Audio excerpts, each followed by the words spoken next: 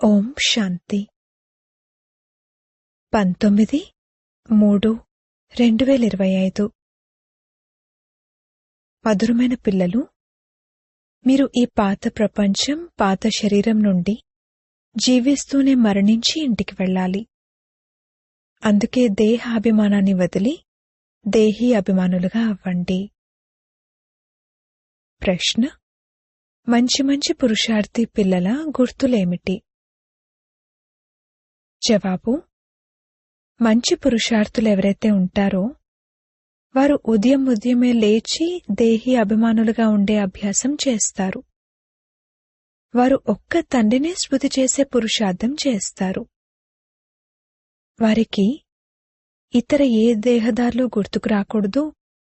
నిరంతరం తండ్రి మరియు 84 జన్మల చక్రమే గుర్తుండాలి అనే లక్ష్యం ఉంటుంది. దీనిని కూడా అహో సౌభాగ్యమనే అంటారు. ఓం శాంతి. ఇప్పుడు పిల్లలైన మీరు జీవిస్తూ మరణించారు. ఎలా మరణించారు? దేహాభిమానాన్ని వదిలేస్తే ఇక మిగిలింది ఆత్మ మాత్రమే. శరీరమైతే అంతమైపోతుంది, ఆత్మ మరణించదు. తండ్రి అంటారు, జీవిస్తూ స్వయాన్ని ఆత్మగా భావించండి మరియు పరంపిత పరమాత్మతో యోగాన్ని జోడించడంతో ఆత్మ పవిత్రంగా అయిపోతుంది. ఎప్పటివరకైతే ఆత్మ పూర్తిగా పవిత్రంగా అవ్వదో అప్పటి వరకు పవిత్రమైన శరీరం లభించదు. ఆత్మ పవిత్రంగా అయిపోతే ఇక ఈ పాత శరీరం దానంతటదే తొలగిపోతుంది. ఏ విధంగా సర్పం యొక్క కుబుసం దానంతటదే వదిలిపోతుంది, దాన్నుండి మమకారం తొలగిపోతుంది. పాతది పోతుంది, నాకు కొత్త కుబుసం లభిస్తుంది అని దానికి తెలుసు. ప్రతి జీవికి తమ తమ బుద్ధి ఉంటుంది కదా. మనము జీవిస్తూ ఈ పాత ప్రపంచం నుండి, పాత శరీరం నుండి మరణించాము అని ఇప్పుడు పిల్లలైన మీరు అర్థం చేసుకుంటారు.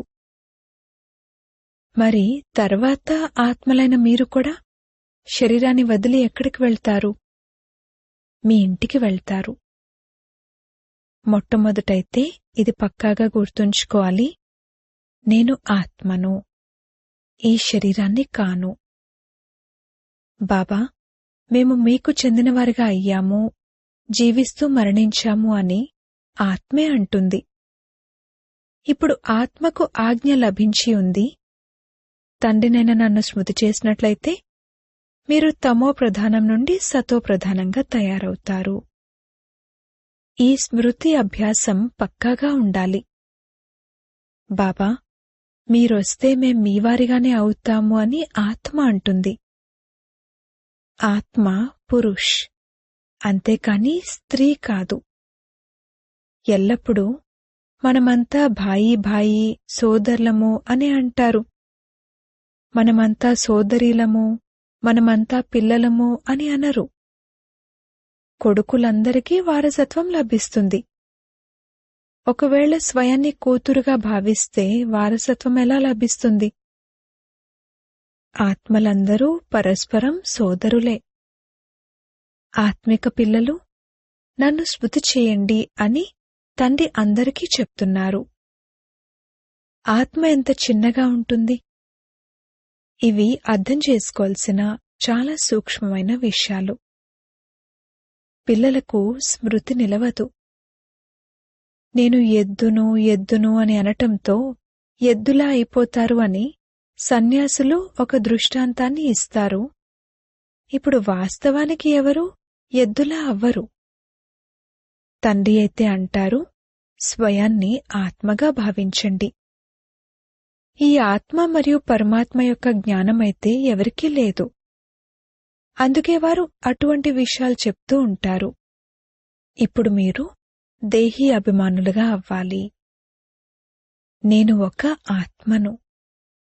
ఈ పాత శరీరాన్ని వదిలి వెళ్లి నేను కొత్త శరీరాన్ని తీసుకోవాలి. మనుషులు తమ నోటితో చెప్తారు కూడా, ఆత్మ ఒక నక్షత్రం వంటిది, భ్రుకుటి మధ్యలో ఉంటుంది అని. కాని మళ్లీ ఆత్మ అంగుష్టాకారంలో ఉంటుందనంటారు. ఇప్పుడు నక్షత్రం ఎక్కడా, అంగుష్ట రూపం ఎక్కడా? అలాగే మట్టి శాలిగ్రామాలను కూర్చుని తయారు చేస్తారు. ఆత్మ అంత పెద్దగా అయితే ఉండదు. మనుషులు దేహాభిమానులు కదా, అందుకే స్థూలంగా పెద్ద రూపాన్ని తయారు చేస్తారు. ఇవి చాలా సూక్ష్మమైన, లోతైన విషయాలు. భక్తిని కూడా మనుషులు ఏకాంతంలో ఒక గదిలో కూర్చుని చేస్తూ ఉంటారు. మీరైతే గృహస్థ వ్యవహారంలో, వ్యాపార వ్యవహారాలు మొదలైన వాటిలో ఉంటూ బుద్ధిలో ఇది పక్కా చేసుకోవాలి, నేను ఒక ఆత్మను. తండ్రి అంటారు, మీ తండ్రినైన నేను కూడా ఎంతో చిన్న బిందువును. నేను పెద్దగా ఉంటాను అని కాదు, నాలో జ్ఞానమంతా ఉంది. ఆత్మ మరియు పరమాత్మ ఇద్దరూ ఒకేలా ఉంటారు. కేవలం వారిని సుప్రీమన్ అంటారు. ఇది డ్రామాలో నిశ్చితమై ఉంది. తండ్రి అంటారు, నేను అమరుడిని. నేను అమరుణ్ణి కానట్లయితే మిమ్మల్ని పావనంగా ఎలా తయారు చేస్తాను? మిమ్మల్ని మధురమైన పిల్లలు అని ఎలా అంటాను? ఆత్మే అన్నీ చేస్తుంది. తండ్రి వచ్చి దేహీ అభిమానులుగా తయారు చేస్తారు. ఇందులోనే శ్రమ ఉంది. తండ్రి అంటారు, నన్ను స్మృతి చేయండి, ఇంకెవ్వర్నీ స్మృతి చేయకండి. యోగిలు అయితే ప్రపంచంలో ఎంతోమంది ఉన్నారు. కన్యకు నిశ్చితార్థమైన తర్వాత తన పతితో యోగం జోడించబడుతుంది కదా, అంతకంటే ముందు అతనితో యోగం ఉండదు. పతిని చూసిన తర్వాత ఇక అతని స్మృతిలో ఉంటుంది. ఇప్పుడు తండ్రి అంటారు, నన్నొక్కరినే స్మృతి చేయండి. ఈ అభ్యాసం చాలా బాగా ఉండాలి. మంచి మంచి పురుషార్థి పిల్లలెవరైతే ఉంటారో వారు ఉదయమే లేచి దేహీ అభిమానులుగా ఉండే అభ్యాసం చేస్తారు. భక్తిని కూడా ఉదయమే చేస్తారు కదా. తమ తమ ఇష్టదేవతలను తలుచుకుంటారు. హనుమంతుణ్ణి కూడా ఎంతగా పూజిస్తూ ఉంటారు. కాని వారి గురించి ఏమీ తెలీదు. తండ్రి వచ్చి అర్థం చేయిస్తున్నారు, మీ బుద్ధి కోతివలే అయిపోయింది. ఇప్పుడు మళ్లీ మీరు దేవతలుగా తయారవుతున్నారు. ఇప్పుడిది పతిత తమో ప్రధాన ప్రపంచము. ఇప్పుడు మీరు అనంతమైన తండ్రి వద్దకు వచ్చారు. నేనైతే పునర్జన్మ రహితుడిని. ఈ శరీరం ఈ దాదాది. నాకు ఎటువంటి శారీరక పేరు లేదు. నా పేరే కళ్యాణకారి శివ. కళ్యాణకారి అయిన శివబాబా వచ్చి నరకాన్ని స్వర్గంగా తయారు చేస్తారని పిల్లలైన మీకు తెలుసు. ఎంత కళ్యాణం చేస్తారు! నరకాన్ని పూర్తిగా వినాశనం చేయించేస్తారు. ప్రజాపిత బ్రహ్మ ద్వారా ఇప్పుడు స్థాపన అవుతోంది. వీరు ప్రజాపిత బ్రహ్మ ముఖవంశావళి. నడుస్తూ తిరుగుతూ ఒకరికొకరు మన్మనాభవ అని సావధానపరుచుకోవాలి. తండ్రి అంటారు, నన్ను స్మృతి చేసినట్లయితే వికర్మలు వినాశనం అవుతాయి. పతిత పావనుడైతే తండ్రి కదా. వారు పొరపాటున భగవాను వాచాకు బదులుగా శ్రీకృష్ణ భగవాను వాచ అని రాసేశారు. భగవంతుడైతే నిరాకారుడు. వారిని పరంపిత పరమాత్మ అని అంటారు. వారి పేరు శివ. శివుని పూజ కూడా చాలా జరుగుతూ ఉంటుంది. శివకాశి శివకాశి అని అంటూ ఉంటారు. భక్తి మార్గంలో అనేక రకాల పేర్లు పెట్టారు. సంపాదన కోసం అనేక మందిరాలను నిర్మించారు. అసలు నామము శివ. ఆ తర్వాత సోమనాథుడు అన్న పేరు పెట్టారు. సోమనాథుడు సోమరసాన్ని తాగిస్తారు, జ్ఞానధనాన్ని ఇస్తారు. తిరిగి పూజారిగా అయినప్పుడు వారి మందిరాలను నిర్మించడానికి ఎంత ఖర్చు చేస్తారు? ఎందుకంటే వారు సోమరసాన్ని ఇచ్చారు కదా. సోమనాథుడితో పాటు సోమనాథిని కూడా ఉంటారు. యథా రాజారాణి తథా ప్రజ, అందరూ సోమనాథ సోమనాథినులే. మీరు బంగారు ప్రపంచంలోకి వెళ్తారు. అక్కడ బంగారిటుకలుంటాయి. లేకపోతే గోడలు మొదలైనవి ఎలా తయారవుతాయి? చాలా బంగారం ఉంటుంది. అందుకే దానిని బంగారు ప్రపంచమనంటారు. ఇది ఇనుము మరియు రాళ్ల ప్రపంచము. స్వర్గం పేరు వినగానే నోరూరుతుంది. విష్ణు యొక్క 2 రూపాలైన లక్ష్మీనారాయణలు వేరువేరుగా తయారవుతారు కదా. మీరు విష్ణుపురికి యజమానులుగా అవుతారు. ఇప్పుడు మీరు రావణపురిలో ఉన్నారు. ఇప్పుడు తండ్రి అంటున్నారు, కేవలం స్వయాన్ని ఆత్మగా భావిస్తూ తండ్రినైన నన్ను స్మృతి చేయండి. తండ్రి కూడా పరంధామంలో ఉంటారు. ఆత్మలైన మీరు కూడా పరంధామంలో ఉంటారు. తండ్రి అంటారు, మీకు ఎటువంటి కష్టమూ ఇవ్వను. ఇది చాలా సహజము. కాని ఈ రావణుడనే శత్రువు మీ ఎదురుగా నిలబడి ఉన్నాడు. ఇతను విఘ్నాలు కలిగిస్తాడు. జ్ఞానంలో విఘ్నాలు కలగవు. విఘ్నాలు స్మృతిలోనే కలుగుతాయి. గడియ గడియ మాయ స్మృతిని మరిపింపజేస్తుంది. దేహాభిమానంలోకి తీసుకొస్తుంది. తండ్రిని స్మృతి చేయనివ్వదు. ఈ యుద్ధం జరుగుతూ ఉంటుంది. తండ్రి అంటారు, మీరు ఎలాగో కర్మయోగులే. అచ్చా, దినంలో స్మృతి చేయలేకపోతే రాత్రివేళ స్మృతి చేయండి. రాత్రి చేసిన అభ్యాసం దినంలో ఉపయోగపడుతుంది. నిరంతరం స్మృతి ఉండాలి. ఏ తండ్రి అయితే మనల్ని విశ్వానికి యజమానులుగా తయారు చేస్తారో మనం వారిని స్మృతి చేస్తాము. తండ్రి స్మృతి మరియు 84 జన్మల చక్రం యొక్క స్మృతి ఉన్నట్లయితే అది అహో సౌభాగ్యము. ఇతరులకు కూడా వినిపించాలి. సోదరీ సోదరులారా, ఇప్పుడు కలియుగం పూర్తయి సత్యుగం వస్తుంది. తండ్రి వచ్చారు. సత్యుగం కొరకు రాజయోగాన్ని నేర్పిస్తున్నారు. కలియుగం తర్వాత సత్యుగం రానున్నది. ఇప్పుడు ఒక్క తండ్రిని తప్ప ఇంకెవ్వరినీ స్మృతి చేయకూడదు. వానప్రస్థులెవరైతే ఉంటారో వారు సన్యాసుల వద్దకు వెళ్లి వారి సాంగత్యం చేస్తారు. వానప్రస్థంలో వాణితో పని ఉండదు. ఆత్మ శాంతిగా ఉంటుంది. లీనమైతే అవ్వదు. డ్రామా నుండి ఏ పాత్రధారి బయటకు రాలేరు. ఒక్క తండ్రిని తప్ప ఇంకెవ్వరినీ స్మృతి చేయకూడదు అని కూడా తండ్రి అర్థం చేయించారు. చూస్తూ కూడా స్మృతి చేయకండి. ఈ పాత ప్రపంచమైతే వినాశనం అవ్వనున్నది. ఇదొక శ్మశానం కదా. శవాలను ఎప్పుడైనా స్మృతి చేయడం జరుగుతుందా? తండ్రి అంటారు, వీరందరూ చనిపోయి ఉన్నారు. నేను వచ్చాను. పతితులను పావనంగా తయారుచేసి నాతో పాటు తీసుకువెళ్తాను. ఇక్కడివన్నీ సమాప్తమైపోతాయి.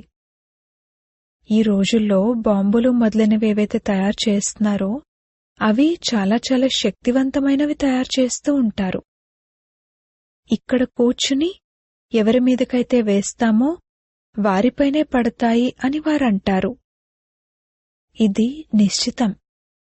మళ్లీ వినాశనం జరగనున్నది. భగవంతుడు వస్తారు. కొత్త ప్రపంచం కోసం రాజయోగాన్ని నేర్పిస్తున్నారు. ఇది మహాభారత యుద్ధం. ఇది శాస్త్రాల్లో గాయనం చేయబడినది. తప్పకుండా భగవంతుడు వచ్చారు స్థాపన మరియు వినాశనం చేయడానికి. చిత్రాలు కూడా స్పష్టంగా ఉన్నాయి. మేమీ విధంగా అవుతాము అని మీరు సాక్షాత్కారం పొందుతున్నారు. ఇక్కడ ఈ చదువు ఇక సమాప్తమైపోతుంది. అక్కడైతే బ్యారిస్టర్లు, డాక్టర్లు మొదలైన వారి అవసరం ఉండదు. మీరైతే ఇక్కడి వారసత్వాన్ని తీసుకుని వెళ్తారు. నైపుణ్యాలు కూడా అన్నీ ఇక్కడి నుండే తీసుకువెళ్తారు. భవనాలు మొదలైనవి తయారు చేసేవారు ఫస్ట్ క్లాస్గా ఉంటారు కావున వారు అక్కడ కూడా తయారు చేస్తారు. అక్కడ బజార్లు మొదలైనవి కూడా ఉంటాయి కదా. పనులవుతూ ఉంటాయి. ఇక్కడ నేర్చుకున్న తెలివిని తీసుకువెళ్తారు. సైన్స్ ద్వారా కూడా మంచి తెలివిని నేర్చుకుంటారు. ఇవన్నీ అక్కడ ఉపయోగపడతాయి. వారు ప్రజల్లోకి వెళ్తారు. పిల్లలను మీరైతే ప్రజల్లోకి రాకూడదు. మీరు బాబా మరియు మమ్మా యొక్క సింహాసనాధికారులుగా అయ్యేందుకే ఇక్కడికి వచ్చారు. తండ్రి ఏ శ్రీమతాన్నైతే ఇస్తారో దానిపై నడుచుకోవాలి. ఫస్ట్ క్లాస్ శ్రీమతమైతే ఒకటే ఇస్తున్నారు, నన్ను స్మృతి చేయండి. కొందరి భాగ్యం అనాయాసంగా ఏ కష్టమూ లేకుండా తెరుచుకుంటుంది. ఏదో ఒక కారణం నిమిత్తమవుతుంది.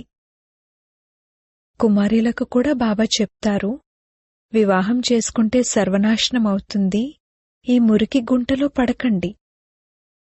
మీరు తండ్రి చెప్పింది వినరా? స్వర్గమహారాణిగా అవ్వరా?